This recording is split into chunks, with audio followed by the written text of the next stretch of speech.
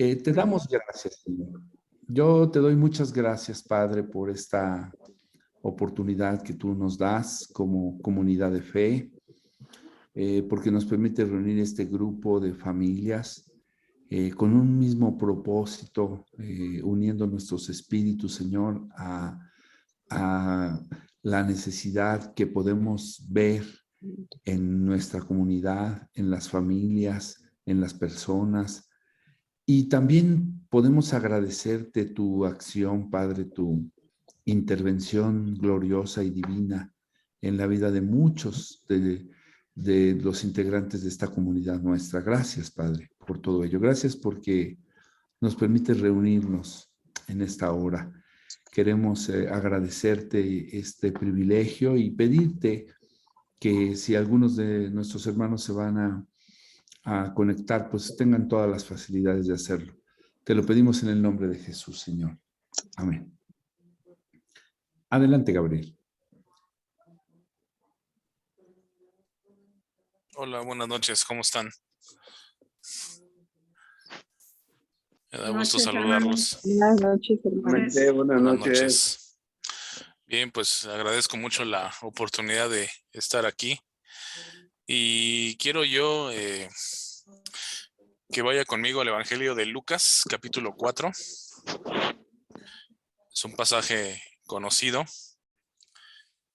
Y cuando recibí la invitación, pues sentí compartir esto que de una u otra forma, haciendo memoria, creo que no tal cual lo percibo hoy de externarlo, pero sí de una manera parecida. Creo que alguna vez lo llegué a externar con algunos de ustedes, pero siempre uno descubre y redescubre cosas nuevas en la escritura, aún en un mismo pasaje. Y es lo que percibo hoy, creo que de parte de Dios, y con mucho amor y mucho respeto hacia ustedes, quiero entregarles el día de hoy. Creo yo que si hacemos un balance de las últimas semanas, la mayoría de los que estamos aquí, o la mayoría de las familias en la iglesia, probablemente estemos atravesando por un tipo de crisis. Esa es una realidad. Y crisis puede ser en el sentido de salud, en el sentido económico, en un sentido de desánimo, en un sentido de problemas, a lo mejor con la familia, con los hijos, de pareja, etcétera, ¿no? Yo creo que uno de los grandes problemas que tenemos a veces como creyentes es que somos muy extremistas, sin ánimo de generalizar. Pero antes se nos enseñó que el evangelio casi era un peregrinar donde cargabas tu cruz y tenías que sufrir y sufrir y sufrir. Y hasta hay canciones cristianas que pareciera que José José sería el intérprete ideal, que nos enseñaron a que prácticamente si uno no sufre, no lo merece, ¿no? Y después vino la contraparte con el paso de los años, donde todos de repente creíamos que todo el evangelio era estar chido, era estar todo miel sobre hojuelas, todo en orden, todo solucionado. Y no quiero ofender a nadie, de verdad, pero de repente teníamos frases muy trilladas, ¿no? Como que pueden ser ciertas en teoría y en doctrina, pero que usábamos ya como cliché muchas veces, ¿no? Y si veíamos, por ejemplo, que alguien andaba batallando con algún tema de salud o de economía, etcétera, de repente teníamos la lengua a lo mejor muy ligera de decir, no, pues es que no tiene identidad correcta. Y yo de repente me pongo a pensar cuántas veces no emití un juicio así, tan a la ligera. Y lo cierto es que la vida cristiana tiene varias esferas. Ni todo es estar en la lona, ni tampoco todo es estar caminando entre nubes. Dios en su sabiduría nos da y nos pues mete a diversos procesos dentro del caminar con Él. Y hoy quiero de manera muy breve comentar un poco ahí en el Evangelio de Lucas, capítulo 4.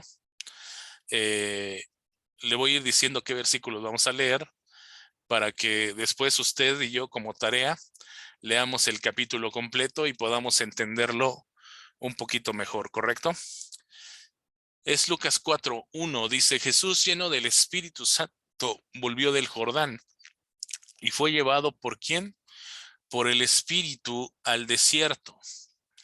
De entrada, si usted y yo nos damos un pasaje atrás, vemos que es el bautismo de Jesús, la escena que todos podemos imaginar, que narra Lucas y los evangelistas, en el sentido de que se abre el cielo, se oye una voz, baja el Espíritu Santo como una forma de paloma, hay una unción sobre Jesús. Y dice ahí, e inicia Lucas el capítulo 4 diciendo: Jesús, lleno del Espíritu Santo, ¿fue qué? Enviado ¿por quién? Por el Espíritu, ¿a dónde? Al desierto. Es interesante porque Lucas lo dice muy decente, pero realmente el hecho de decir enviado, pues parecería que es como si se le da una indicación, ¿no? Y ya así tranquilita.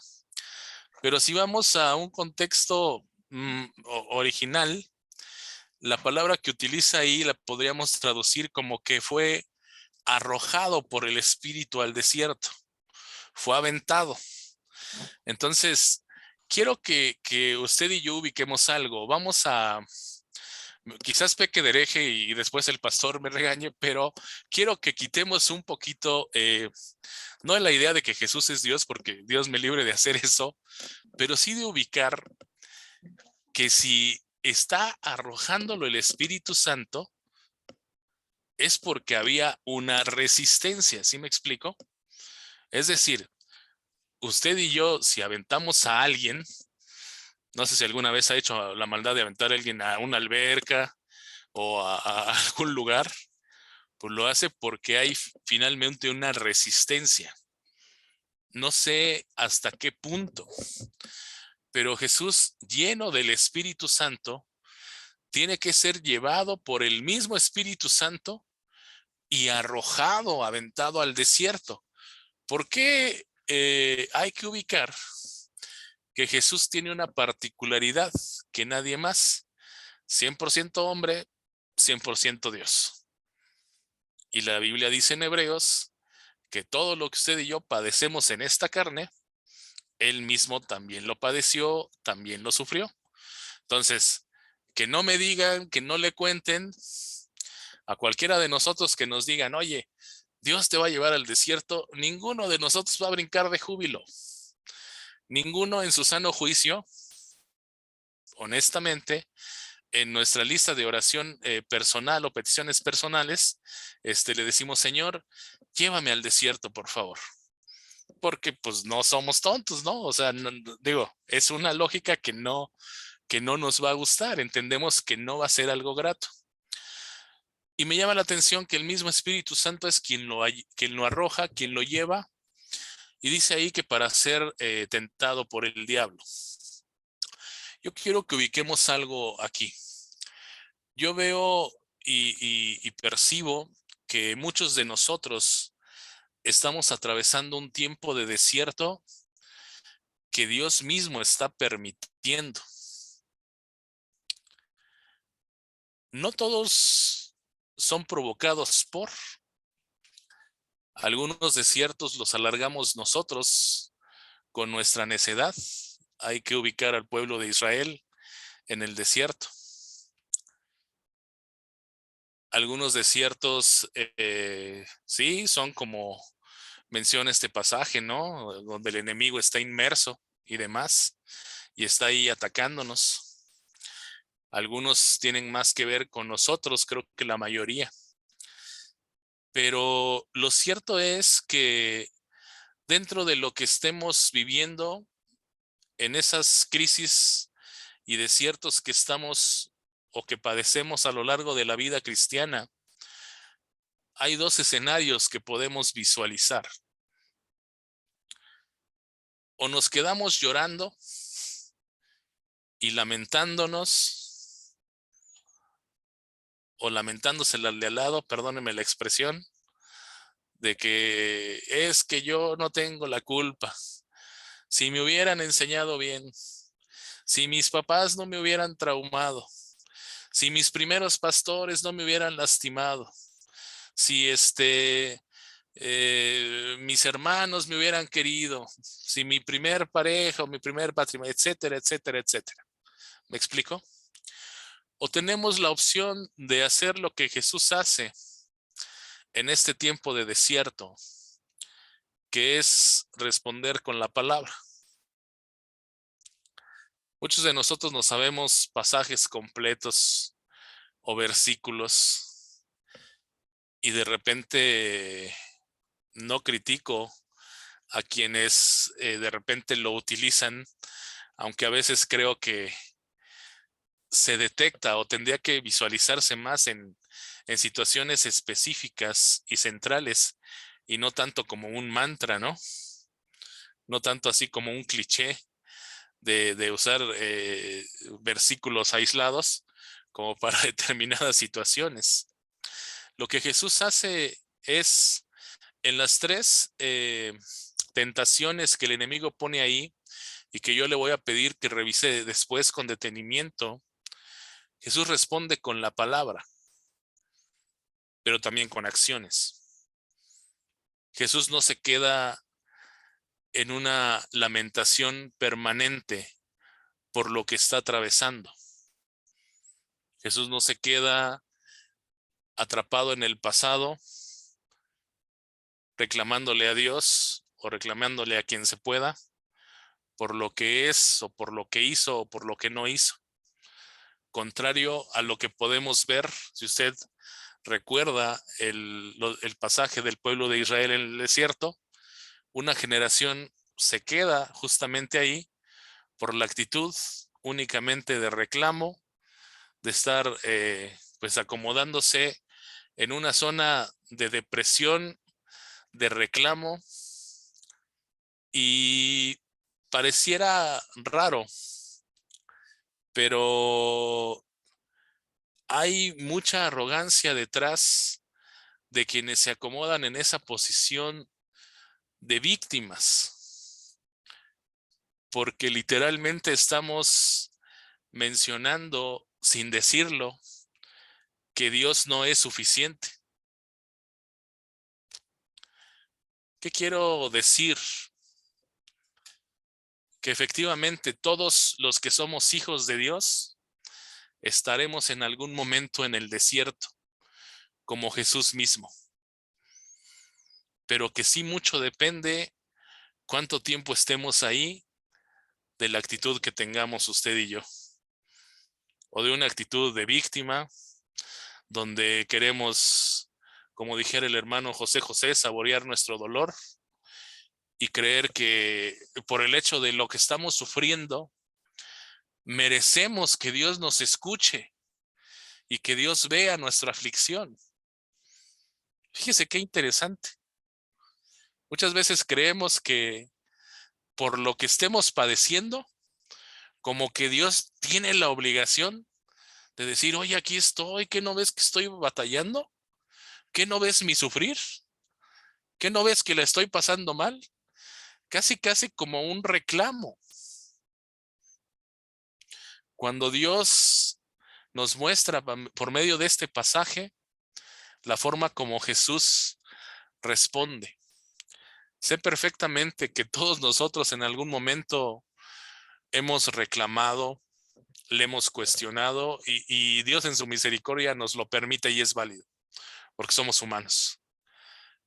Pero la pregunta es, ¿cuánto tiempo vamos a permanecer así? Si sigue conmigo para ir cerrando, ahí en el mismo capítulo 4, dice el versículo 12. Dice, respondiendo Jesús le dijo, dicho está, no tentarás al Señor tu Dios. Y el versículo 13, y cuando el diablo hubo acabado, toda tentación se apartó de él por un tiempo. Y quisiera irme al 14. Dice, y Jesús volvió en el poder del Espíritu a Galilea y se difundió su fama por toda la tierra de alrededor. Y enseñaba en las sinagogas de ellos y era glorificado por todos. Muchas veces nos preguntamos por qué muchas de las promesas que Dios nos ha dado no las vemos todavía cumplidas. Y muchas respuestas quizás estén en qué actitud estamos tomando ante los tiempos de desierto, ante los tiempos de crisis. Yo no puedo enseñarle, porque tampoco lo hago, que salgamos gritando de júbilo después de esta reflexión, decir, ¡ay, estamos en un desierto, gloria a Dios! Porque no es cierto, nuestra carne es carne. Pero sí que meditemos realmente cuánto en ocasiones nosotros mismos alargamos un proceso por nuestra necedad, por nuestra actitud o por nuestra negligencia. Y me llama la atención porque después de que Jesús confronta y enfrenta esas tres situaciones en el desierto, y le pongo de ejemplo la primera, llevaba 40 días sin probar bocado y de repente el diablo, que sabe por dónde llegar, le presenta así un manjar. Obviamente el enemigo sabe cuál es la debilidad en el momento y sabe perfectamente que hay una crisis que en ese momento su cuerpo le estaba pidiendo a Jesucristo. No es lo mismo el enfrentar un tiempo de desierto con este ejemplo que estamos poniendo. A lo mejor si se tuviera el estómago lleno, ¿no? O después de ir a desayunar una barbacoa los domingos o algo así, a cuando se tiene un periodo de días sin comer, se enfrenta diferente. Pero ahí está el mérito. Dios es Dios de nosotros, lo sintamos o no, lo creamos incluso o no, y sintamos bonito o no. Las emociones sí son válidas, etcétera, pero en el sentido de pasan a un segundo término. Y Jesús inicia su ministerio de manera victoriosa cuando vence este desierto. Yo quiero terminar con eso, mis hermanos. Creo que cada uno de nosotros en diversas áreas percibo fuerte que estamos atravesando o una crisis o un desierto.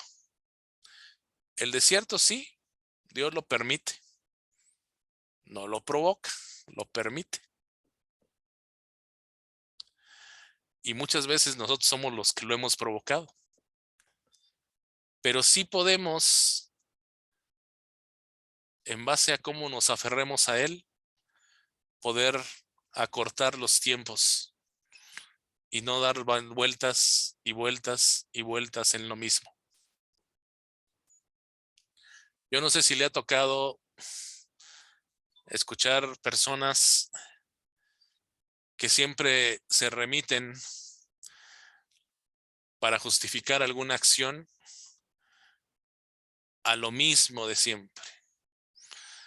Es que cuando yo era niño, le cuento una anécdota y con esto cierro. Hace varios años, en un desayuno de damas, que por cierto predicó esta Eli, la pastora de allá de León de Judá, me imagino que estaba esta Rosy ahí. Yo era parte del equipo de administración y nos pidieron orar al final por algunas hermanas. Y recuerdo que sentí orar por una mujer, pues una mujer joven, entre comillas, pero digamos ya no tan joven para estar soltera, ¿no? Entiéndase, y no me lo tomé a mal. O sea, y lo que percibí fue lo siguiente, y se lo externé. Y le dije, ¿tú no te has casado porque sigues llorando al primer novio que tuviste? Y uno diría, bueno, a lo mejor tuvo su primer novio hace 6 meses. Estamos hablando de una mujer de más de 30 y tantos años a mis cálculos. Y no fea, ¿no? Porque a lo mejor uno diría, bueno, pues era soltera por merecimiento, ¿no? O sea, la verdad, pues no. O sea, siendo honestos, perdónenme la expresión. Pues sí, en algunos casos, tanto de hombres como de mujeres, dicen, no, bueno, este es soltero por merecimiento, ¿no?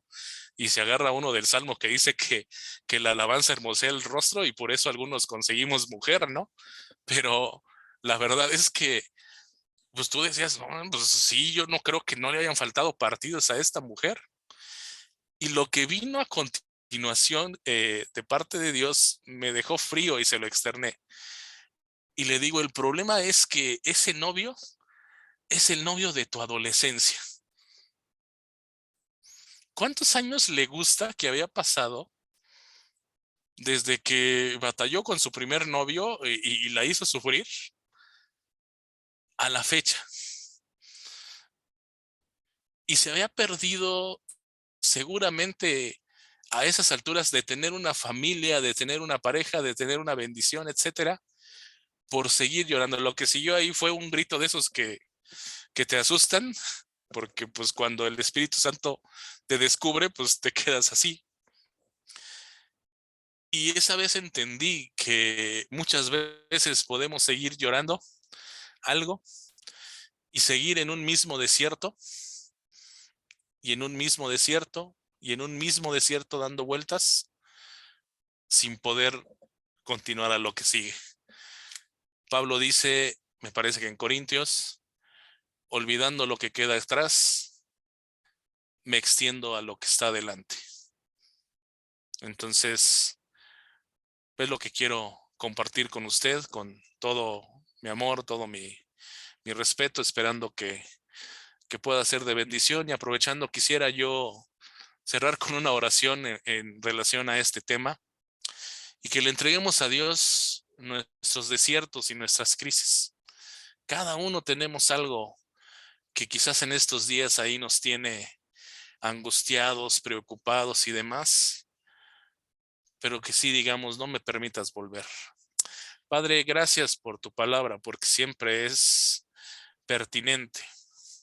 Gracias porque primeramente me confronta a mí y me haces entender que nuestras crisis, nuestros desiertos que tú permites son para nuestra formación y para poder continuar a lo que sigue empoderados con tu Espíritu Santo.